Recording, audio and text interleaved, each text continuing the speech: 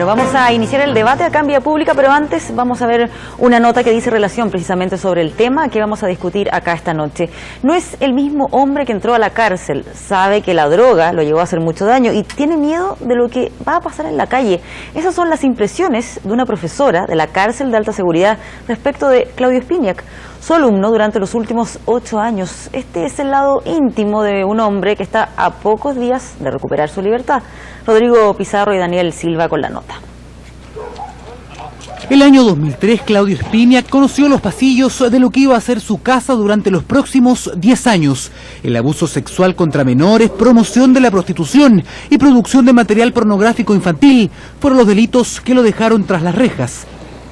El empresario quedó incomunicado durante meses, sin ningún contacto con la población penal y menos con el mundo exterior. Era un hombre quebrado, ¿no? Emocionalmente, era la impresión que a mí me daba, o sea, muy silencioso. Y de a poco fue también adquiriendo como más confianza con sus pares. Es la visión de su profesora de poesía en la cárcel. Hace 8 años que Andrea imparte clases de literatura en el penal y una de las cosas que más le llamó la atención fue su aspecto físico. Claudio está muy deteriorado físicamente, sí. Le cuesta mucho caminar. Entiendo que era un hombre que hacía deporte, hoy en día está lejos de eso, sí. No se ve un hombre vital o sano, no. Quien fuera un aficionado a las artes marciales y al esquí, un empresario del deporte, ahora avanza a paso lento y pesado. Entró con 80 kilos y hoy supera los 130. Según su profesora, él está consciente de lo que hizo y comenzó a escribir poesía para comunicar sus inquietudes. Ha sido una búsqueda de reconciliación con sus hijos, con su familia. Yo creo que él, a través de sus poesías, ha expresado muchas veces el dolor que siente por su tema familiar, por haber causado tanto dolor. Dolor que Andrea dice lo ha hecho reflexionar respecto de los motivos que lo llevaron a protagonizar uno de los escándalos policiales más bullados de los últimos años. Me habló de una suerte de vacío existencial cuando se vendió la empresa familiar y él quedó con poco que hacer. Y por otro lado, la adicción a las drogas. Fue algo que lo llevó a irse despeñando y después a perder toda voluntad. Con el tiempo, Claudio Espiniak se ganó el respeto de sus compañeros, aunque siempre ha sido un poco retraído. Durante una de sus últimas clases, Andrea le preguntó qué siente respecto de su pronta liberación. Está muy ansioso, nervioso. Pasar 10 años en prisión es una cosa durísima. Ahora tiene que salir a un medio que se le presenta muy hostil. Y esa cosa, por supuesto, que lo tiene ansioso. Él sabe que va a ser duro, tiene temor, pero lo que quiere es reinsertarse. Según su profesora, Espiniak está menos amargo y comenzó a sentir algo de optimismo porque podrá fortalecer la relación con su familia. Una misión que comenzará dentro de los próximos 15 días, plazo en el que Claudio Espiniak Vilensky debería salir de la cárcel a buscar una segunda oportunidad. Bueno, es precisamente parte del tema que vamos a debatir esta noche. Para eso nos encontramos acá con una serie de expertos en este tema. Vamos a saludarlos. Comenzamos con Ana María Arón, del Centro de Estudios y Promoción del Buen Trato de la Universidad Católica. Muchas gracias por estar acá esta noche. Mauricio Mejías, quien es abogado del Sename. Muy buenas noches. Muy buenas noches. Por este otro lado tenemos a Paula Vergara, quien es psicóloga de la PDI. Muchas gracias por acompañarnos. Finalmente, Francisco Estrada, quien es director de Derecho de la Universidad Autónoma y además es director del Sename. Muchas gracias por acompañarnos acá esta noche. Gracias. Bueno, veíamos recién esta nota que dice relación con el caso Espiniak, también veíamos hace un rato lo que ha pasado con el colegio Apoquindo. Son dos casos judiciales absolutamente distintos, pero que nos recuerdan la necesidad que hay de protección a los menores. Pero me gustaría primero partir con esto que veíamos en la nota. ¿Ustedes consideran que es posible que se pueda rehabilitar un pedófilo? Y lo pregunto porque se supone que para rebajar la pena de alguien, uno de los elementos que se debe demostrar es que ha mostrado intención de rehabilitarse. En los casos de pedofilia, ¿es eso posible? Partimos, Ana María. Bueno, yo pienso que tiene mucho que ver con lo que se haga en la rehabilitación. Aquí uno ve al señor Spiniak y se pregunta qué es lo que se ha hecho para rehabilitarlo en general. Yo creo que sí, en nuestra experiencia, los pedófilos veros es muy difícil rehabilitarlos, no sé lo que piensan ustedes. Sí. Y más que nada funcionan las medidas de control social. Pero también uno tiene que hacerse cargo de que estas personas que agreden sexualmente, también nosotros tenemos una responsabilidad social porque vienen de historias tremendas, de muchos de ellos, de infancia, y que la comunidad no hizo nada con ellos. No los vamos a justificar, pero obviamente que aquí hay una responsabilidad compartida de lo que está pasando. Yo creo que los pedófilos que nos ha tocado ver en la prensa difícilmente se pueden rehabilitar, pero sí se les puede se los puede reinsertar, que no es lo mismo. Es que ese es el punto. ¿Qué es lo que se hace en estos casos, por ejemplo? Si una persona cumple su condena, pero va a salir nuevamente a la luz pública y, como ustedes dicen, sin posibilidad de rehabilitarse efectivamente, ¿cómo se trabaja con ello? Bueno, en realidad, de acuerdo a la experiencia que nosotros tenemos, no ha existido desde la psicología una respuesta de intervención para este tipo de personas, ¿no? Ahora, hay que entender un poco que no todos los pedófilos agreden sexualmente. Eso es una distinción importante que hay que tener clara. Y lo otro relevante que es importante que la gente conozca es que cuando una persona agrede sexualmente en la adultez, no es lo mismo que agreda sexualmente en la adolescencia, ¿no? Existen muchos programas en este momento que permiten la intervención con adolescentes que han agredido sexualmente y que además reconocen el haber agredido. Y eso tiene un muy buen pronóstico, ¿no? Por lo tanto, cuando esto es de conocimiento público, ¿cierto? Esto se devela tempranamente, tal vez es posible intervenir. Ahora, con estas características en la adultez, yo personalmente no conozco ningún tipo de intervención que permita detener, o sea, es decir, un pederastra va a agredir en la medida en que el contexto lo permita. De diferenciar los conceptos, ¿qué significa pedofilia y qué significa pederastia? Pedofilia es una parafilia donde el objeto sexual de la persona es un menor de edad, ¿sí? Ahora, los pedófilos tienen ciertas preferencias, pueden ser ciertas etapas etarias, puede ser un niño, una niña, ¿no? Ahora, el pederastra es aquel que comete el delito, ¿no? El que finalmente agrede sexualmente a un menor de edad. Ahora, en ese sentido, y desde su perspectiva como abogado, Mauricio, ¿a usted le parece correcto esto que va a pasar con Claudio Spiniak, que ya se produjo, que en el fondo esta rebaja de la pena? Él debería haber salido en libertad el 2015, es probable que salga ahora en diciembre y se supone que existe esta condición de que se haya rehabilitado. ¿Es lo adecuado lo que va a ocurrir con él? Sí, bueno, ahí me gustaría quizás hacer una precisión, no puedo emitir una opinión personal respecto a si se considera no adecuado. Lo que sí, quizás complementando un poquito lo que señaló Ana María, que en general los pedófilos y la gente que ha sido condenada por delitos sexuales se caracterizan no por ser gente que sean muy agresivos en algunos casos, sino que más bien sus formas de seducción. Por lo tanto, en general no se portan mal ellos, o sea, siempre tienen buena conducta. Es difícil de identificar, probablemente así. Claro, entonces, y tienen buena conducta. Entonces, por lo tanto, postular algún beneficio que establece la ley carcelaria no es algo extraño, porque tengan buena conducta, a eso me refiero. No es extraño que lo consigan ya. Claro, quizás a lo mejor lo que correspondería y por un defecto a lo mejor de legislación sería poder hacer una buena distinción en ese punto. Es un tema legal. En este caso, cierto, no está esa distinción, por lo tanto, donde no le distingue el legislador, no es al intérprete lícito de distinguir, por lo tanto podría acceder a ese beneficio. Y lo que se ha hecho en el caso del señor Claudio Spiniak es que ha postulado el beneficio en los años anteriores, pero no se le ha concedido, pero sí las comisiones han ido rebajando los tiempos de condena. Y en ese sentido, ¿existe alguna otra etapa, algo que pueda pasar como para que no se le conceda la libertad, o es que ya definitivamente va en diciembre? Es que si bien es algo que no está en manos del Sename, ya es algo que tiene una etapa previa judicial y otra etapa más bien administrativa, cierto, a nivel ya del Ministerio de Justicia. Que ahí la ministra es la que tiene que colocar en la firma esto. Claro, con los antecedentes. ¿Y ella puede cambiar la opinión que se da acá? Es que tenía que haber antecedentes muy fundados, okay. Pero por eso, o sea, insisto, él ha postulado y ha cumplido con los requisitos y eso fue por lo menos la recomendación que se ha dado desde esta comisión del Poder Judicial con los expertos. Claro, que ahí está la duda. ¿Cumple con ese requisito de rehabilitarse? Se lo pregunto. Mira, yo creo que el caso Spiniak solamente releva el problema que tenemos de rehabilitación en general en las cárceles chilenas. O sea, aquí parece más dramático porque él contiene todos esos casos, todos esos dimensiones que provocaron la alarma pública en su minuto, ¿no? Hay niños, hay espectacularidad, había cierto sector de la elite, pero en realidad la pregunta por personas se rehabilitó no es muy distinta a la que deberíamos hacernos de cualquier condenado que haya estado en una cárcel chilena.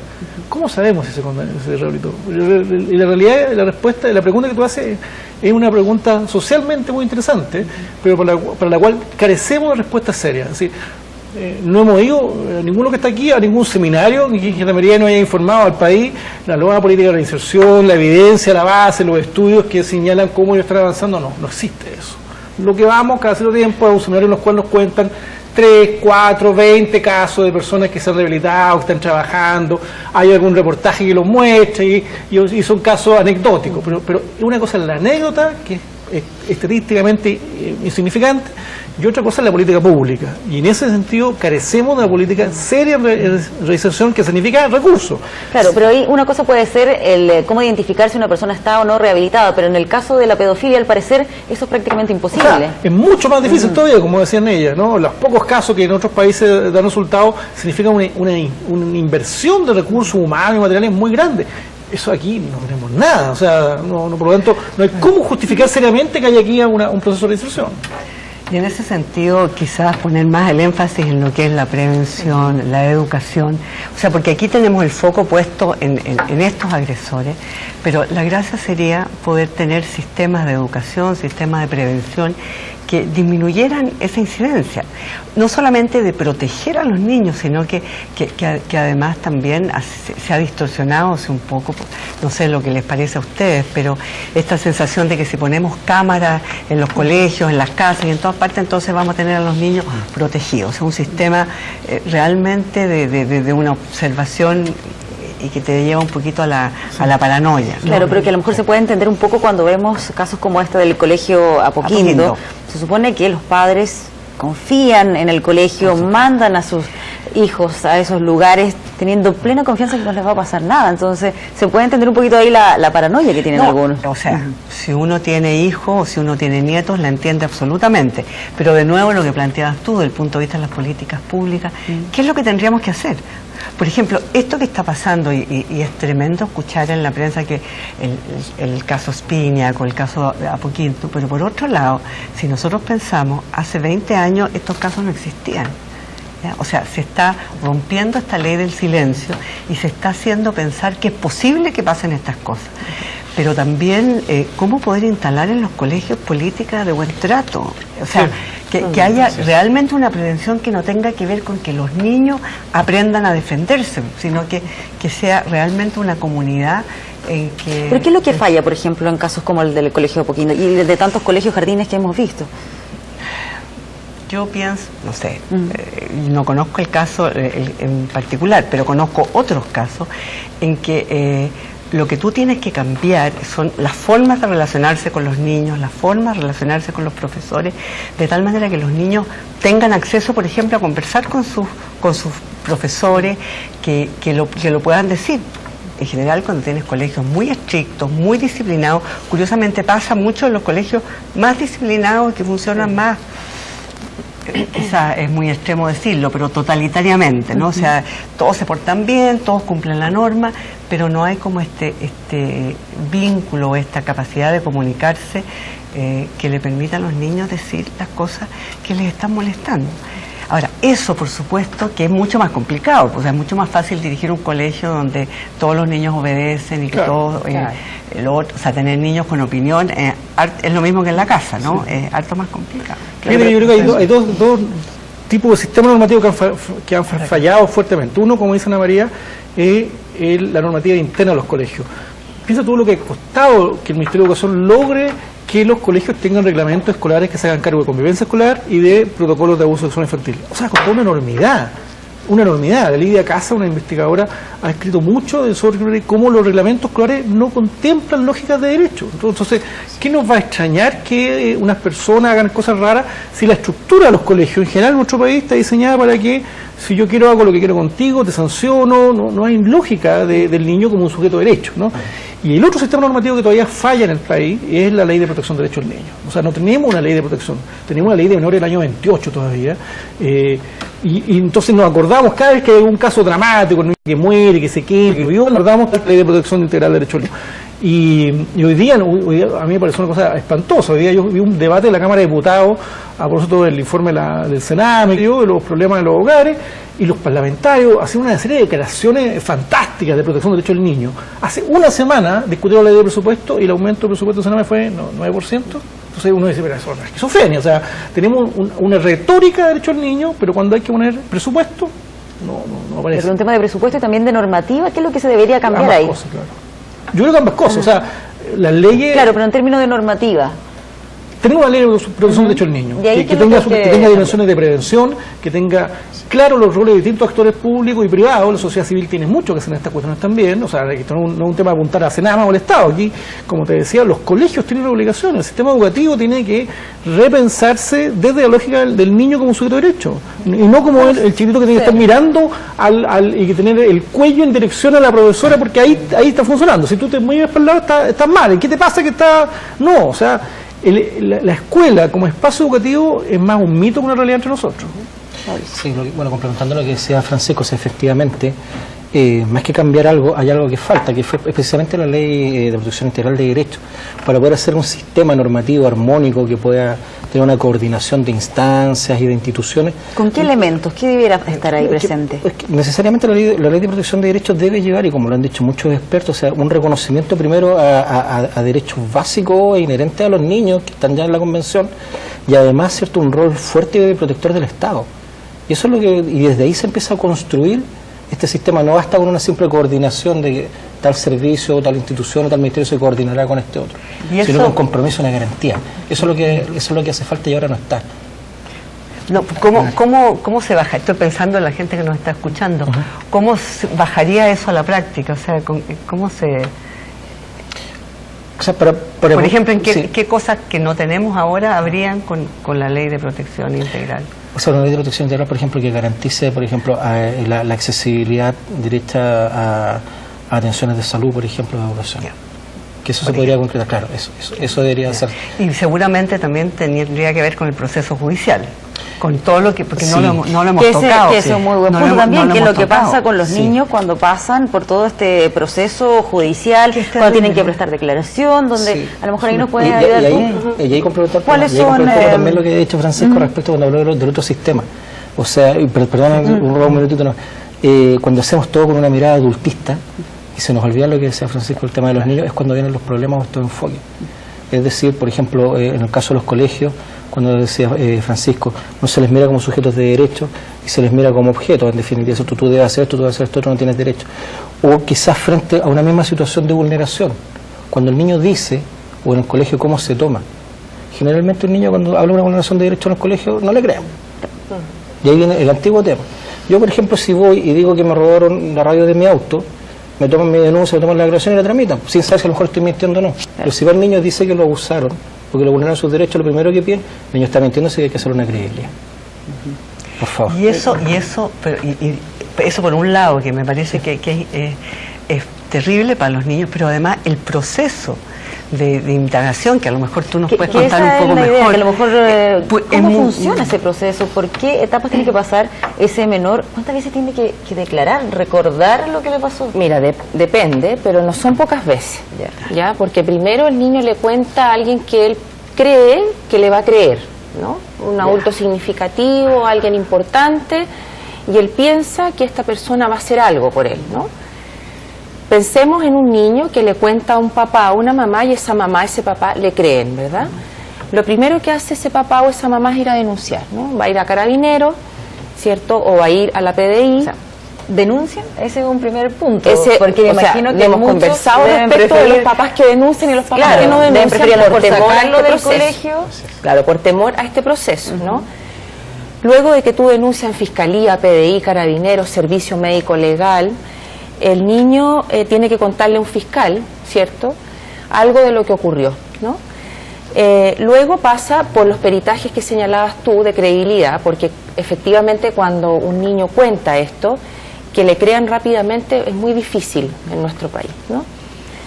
Luego de eso, él tiene que pasar por un proceso reparatorio, y creo que hasta el momento hemos logrado lidiar con esta discusión y esta controversia de si el peritaje o la reparación debe ser antes. Yo era súper clara en eso. El tema de la reparación es un derecho. Ya los niños deben recibir terapia reparatoria y los peritajes se realizarán en la medida en que eso sea posible. Un buen perito debe tener claro si el niño está en proceso reparatorio y en qué parte del proceso reparatorio está. ¿Sí? Pero el proceso reparatorio es un derecho. Luego de que está en su trabajo reparatorio, aparece el tema del juicio, si es que llega a juicio oral, ¿no?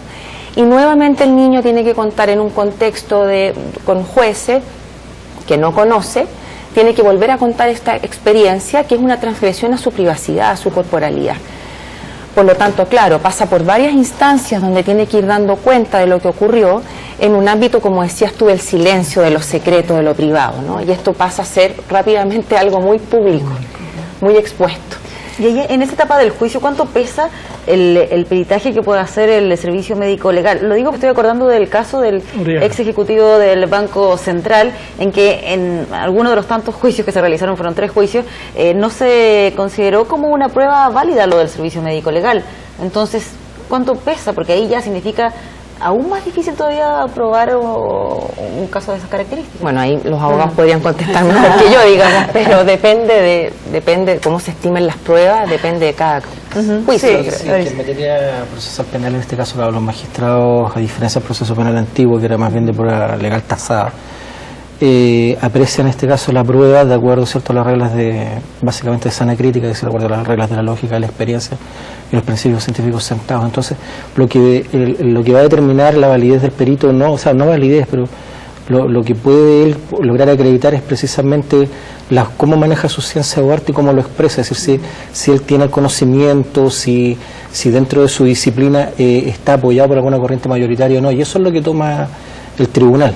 En definitiva, para poder decir, bien, sí, esta prueba me hace más sentido. No es una prueba tan concreta o tan definitiva, independiente de este caso, que queda ahí un poco en cuestionamiento el servicio médico legal, porque recordemos que él quedó declarado como inocente. No, sí, pero yo no apuntaría el dardo dentro del proceso penal a una cuestión específica como fue el médico legal, porque se expresa en conjunto. Claro, lo pregunto en el fondo porque muchas personas podrían pensar de que con esa prueba ya está todo zanjado. Es que en general cuando se enfrenta un proceso penal, el proceso penal, la lógica que tiene, primero es saber si hubo un hecho punible o no. Esa es la primera pregunta. ¿Hubo delito o no hubo delito? Y luego que logramos despejar esa pregunta, viene la segunda pregunta, sobre participación. ¿Quién fue? Y dentro de ese juego, no encontramos a la víctima, por ejemplo. No es la parte central, sino que saber primero si hubo delito o si hubo participación criminal. Y dentro de ese juego, las personas, ¿cierto?, imputadas, tienen el mejor abogado que pueden tener siempre, pues que es el principio de inocencia. Eso.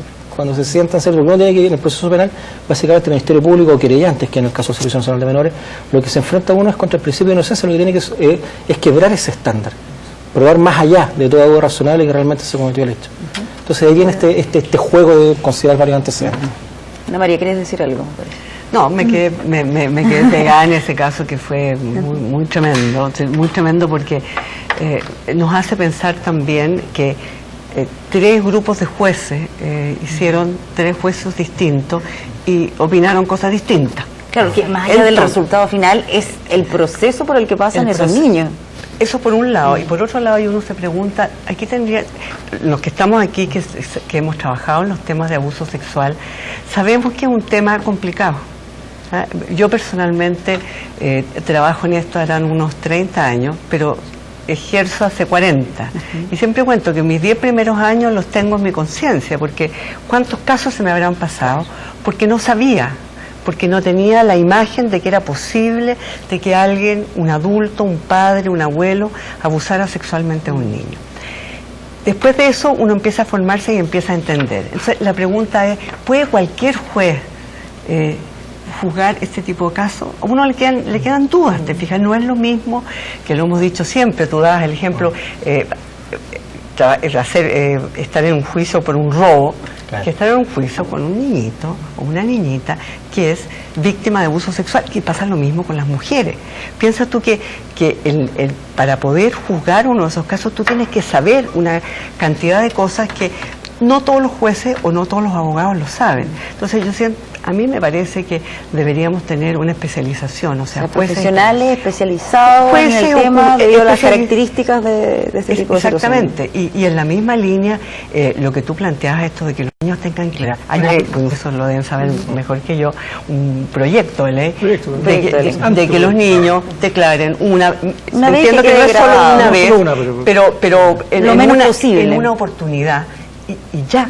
Porque lo que tú planteabas es el derecho a reparación de los niños, y como para que la gente que nos está escuchando entienda, o sea, la reparación tiene que ver con el proceso en que tú le ayudas al niño a recuperarse, a restaurarse, y de repente te dicen, no, pero es que usted no puede empezar a hacer esto hasta que no termine el juicio.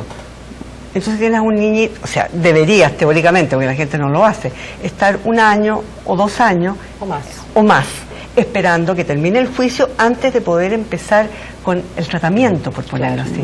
Y eso es inhumano.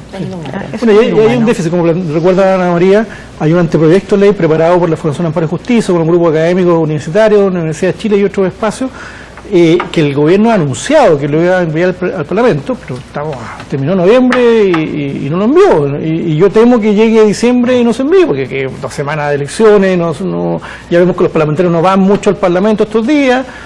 Eso, o sea, si se envía al Parlamento, eso no va a ser tramitado en 2 meses, en fondo.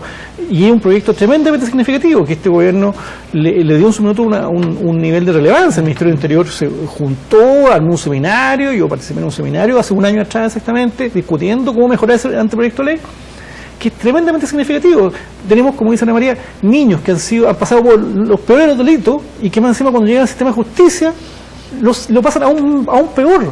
El 80% de los padres, en un estudio que hizo la Católica para Prejusticia, el 80% de los padres de estos niños que habían entrado al sistema decían, lo peor fue haber entrado al sistema de justicia. Yo no debería haber entrado acá, no debería haber traído el niño porque fue espantoso para él pasar por este trago amarguísimo. Entonces, este es un proyecto de ley tremendamente significativo para terminar con ese tipo de lo que se denomina victimización secundaria, es decir, que nosotros le hacemos daño y no ha entrado al Parlamento. Preguntémosle a Mauricio, que es abogado del Senado, si es que tiene alguna información de por qué finalmente no ha sido enviado ese proyecto. O sea, entiendo, su origen es a través del Ministerio del Interior. Nosotros, pertenecemos a Justicia, no hemos participado directamente. Si hubiese llegado alguna información. Claro, no manejamos. Sé que está, como decía Francisco, cierto, a puertas de la presentación, pero no es una tramitación que nos corresponde directamente a nosotros. Ahora sí, complementar un poquito respecto, cierto, de las declaraciones de los niños en juicio. O sea, lo más importante también es cambiar el switch, ojalá, dentro de los usuarios, los actores del sistema. Me refiero que la declaración del niño no es más bien un medio de prueba, sino que se debe considerar un derecho humano del niño de ser escuchado. Cuando entendamos eso...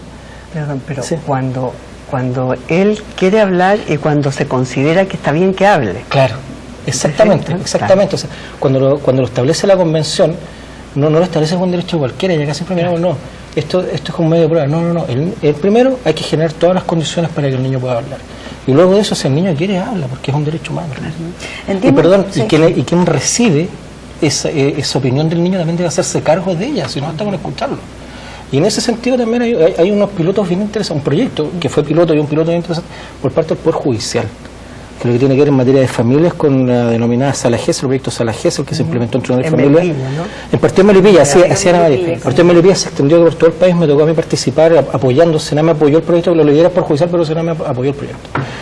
Capacitaciones a lo largo de todo el país se están construyendo ya salas, y hay otras más que están funcionando en el país y que han mejorado bastante, por ejemplo la entrevista reservada, es decir, cómo el juez puede oír al niño en ese caso. Y el otro es en materia penal, que los tiene el segundo Tribunal Oral de Santiago, que es el piloto que encabezan la magistrada Nora Rosati y el magistrado Carlos Iturra, que no es una sala Gesell, sino que es una sala penal especial, es decir, donde se pueda considerar, por lo menos desde lo físico y desde la intervención, un mejor espacio para que los niños puedan enfrentar el proceso penal, para evitar la revictimización. Pero entiendo entonces, por lo que ustedes cuentan, que en lo que se refiere por lo menos a las declaraciones de los niños, no existe un protocolo determinado. Estoy pensando en que pueden entonces muchas veces tener que entregar su testimonio, en algunos casos a lo mejor una vez y otros, no sé, 10 veces.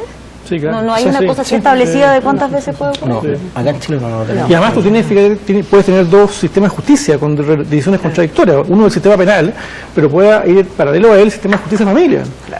Donde entonces un papá puede tener desde el sistema penal una prohibición de acercamiento y el sistema de familia que no está atento le da el régimen para que visite al niño. Entonces o sea, lo puedo ir a ver, pero no puedo acercarme. ¿Qué es eso, en el fondo? Eso es una incapacidad del Estado para coordinar a sus agentes, problemas de legislación, no fue bien pensada, pero también problemas de coordinación de asistencia, de fiscales que no toman el teléfono, no se sientan a trabajar con las cosas de familia para coordinar su esfuerzo. Aquí tú no te lo imaginas, hay una cantidad de absurdos que se daban en el sistema antiguo, y yo recuerdo que decíamos esto no se va a volver a dar, se están dando exactamente igual, o sea, la cantidad de padres que están alejados por un lado y acercados por otro es una problemática hoy día. El sistema de justicia de familia y el sistema de justicia penal no están resolviendo adecuadamente. Y a propósito de lo que tú dices, no tenemos una tradición nosotros aquí en Chile de trabajar en red. Cada uno trabaja en su estanco, ¿no? En su oficina. Esto que tú dices de levantar el teléfono o poder tener una reunión, todos los profesionales que tengan que ver con el niño, que sería lo lógico, que se juntara el fiscal, el abogado, el psicólogo y pudieran conversar, eso sería en beneficio del niño. Así y no es. Tenemos experiencia. Y eso no ocurre y no está establecido en ninguna parte tampoco. No, en ninguna parte. Ahora, pero si se hace, tampoco está prohibido, ¿te fijas? Pero yo creo que tenemos que avanzar en cambiar la forma en que estamos administrando justicia, porque yo pensaba en cuántos niños, aquí estamos hablando de casos en que los abusadores abusan de otros niños, pero ¿qué pasa cuando el abuso es intrafamiliar? Que al parecer es en la mayoría de los casos, ¿no? En la mayoría de los casos, los casos que saltan, te fijas, a la palestra, son los casos, estos que son muy impactantes, pero la mayor frecuencia es un conocido, un familiar. Por lo tanto, más difícil de detectar probablemente. Claro, pero una vez que se detecta, si tú piensas, al niño no le sirve que al papá lo manden preso o que el abuelito lo manden preso. Estoy pensando, a ver, usted, aquí los abogados, me estoy metiendo en las patas de los caballos, pero es un sistema de justicia muy punitivo y no restaurativo. Pero y en ese caso, ¿qué es lo que se debiera hacer, por ejemplo, en ese caso? No sé lo que se debiera hacer, pero sí cambiar esta forma de administrar justicia en términos de que lo que hay que hacer, como decías tú también, es decir, hay delito, hay un culpable, se castiga. Claro. Pero ¿qué pasa con la dignidad de la víctima? ¿Qué pasa con la dignidad del agresor? Por eso digo, igual que a la mujer, yo estoy trabajando en un proyecto con mujeres víctimas de agresiones sexuales. Y la mayoría de las mujeres se desiste, ¿cierto? Y ese es el problema. Estamos que presenta la denuncia, presenta la denuncia, un par de días y lo retira. Y lo retira. ¿Pero por qué lo retira? Porque lo que ella quiere, y lo dicen, yo no quiero que mi marido lo manden preso, yo quiero que no me pegue más, yo quiero que no me agreda. ¿Me entiendes? Que lo que la justicia les da no es lo que las personas están buscando. Ahora, ¿cómo se hace eso? Eso es... Claro, porque ahí se plantea un tema, por ejemplo, ¿debieran seguir viviendo en el mismo lugar? Yo creo que no. No, por supuesto que no, pero te fijas que muchas veces y si tomamos en cuenta lo que ustedes dicen, que un pedófilo no se rehabilita, también es complicado la solución. ¿Qué es lo que se hace con ese abuelo o con ese padre en una circunstancia como esa? Bueno, mira, hay una política que yo he tratado de propiciar aquí en Chile que no tenemos, que son los puntos de encuentro, que es un espacio español muy interesante. Tenemos muchos casos en los cuales hay sospecha, por ejemplo, de que el padre sea abusador. Pero sospecha, y la develación o la investigación puede durar un año. ¿Qué hacemos en ese año? Bueno, ¿qué hicieron los españoles copiando a los franceses? Bueno, vamos a tener, esas visitas van a ser vigiladas, en un espacio controlado, licitado, con profesionales que van a estar atendiendo, que pueden intervenir. Pronto, tú puedes garantizar que no va a haber algún daño a ese niño, pero también puedes garantizar que ese padre, que está todavía con la presunción de inocencia, pero que estamos investigándolo, también tiene acceso a poder verlo. En el fondo no se rompe el vínculo. ¿Qué pasa si pasa un año y lo absolvemos? Inocente, claro. Bueno, ese sistema español de los puntos de encuentro ha resuelto este tipo de problemática y otras más también. O sea, imagínate cuando haya habido alejamientos porque el conflicto familiar fue muy intenso, el papá no ve al niño hace 6 meses, entonces no puede ser de un día para de la noche para el día que lo vuelve a ver. Hay un espacio en que hay profesionales que van ayudando a la gradualidad de ese encuentro. Los puntos de encuentro, a mí me parece que ha sido una forma en que el sistema español y el francés resolvieron algunos de estos problemas, yo creo que aquí en Chile podríamos intentar ahí, una por fuerte ejemplo, en esos países, moderación. ¿cómo se funciona con las condenas a los pederastas? En el caso, por ejemplo, de Claudio Spinac, que fueron 12 años. ¿Es una cifra adecuada? ¿Son más años? Nuestro sistema ¿Qué suele ser ocurre con ese bastante pedófilo? bajo en comparación. Aquí al lado, en Argentina, con el mismo delito de Spinac, yo sacaba la cuenta, le habrán dado hace 20 años por lo pronto. En una situación de las sí, mismas, por lo habría menos sido 20 años por lo 20 menos. años. Entonces, nuestro sistema suele tener, y por eso también tenemos que reformar nuestro Código Penal. Hay un proyecto, hay un trabajo también en una comisión nombrada por el Ministerio de Justicia.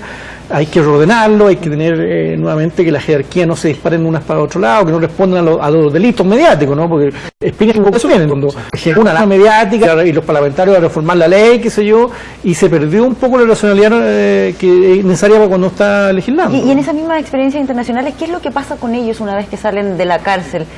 Quedan en libertad, pero ¿hay algún tipo de seguimiento? Claro, lo comentaba Ana María, el control es muy fuerte, ¿no? Desde el monitoreo electrónico norteamericano hasta la alarma, los avisos en la comunidad, y avisos que significan a veces que hay incluso voceos, o sea, pasa como el perifoneo que llamamos acá, el que dicen aquí vive una persona condenada por delito sexual, para que la comunidad se entere, se pegan carteles. Ese tipo de controles, como decía Ana María, que han entregado al control social informal, generan algún tipo por lo menos de protección para los niños. Sí, ahora, no basta eso, no basta eso, y por eso también lo que decía Ana María, el tema de la prevención, del trabajo red, de que las comunidades se paren, como dice, y se llama el centro en que trabaja Ana María, del buen trato, y no del pánico moral. El pánico moral, que una mirada que en Europa causó mucho daño, puede ser muy peligroso, ¿no? Tenemos que pararnos en el buen trato. El buen trato significa estar atento, no ser absolutamente ingenuo, pero tampoco estar ahí desde solamente el miedo, ¿no? Sí, vamos a volver con este tema, pero vamos primero a una pausa y ya regresamos acá con más debate en vía pública.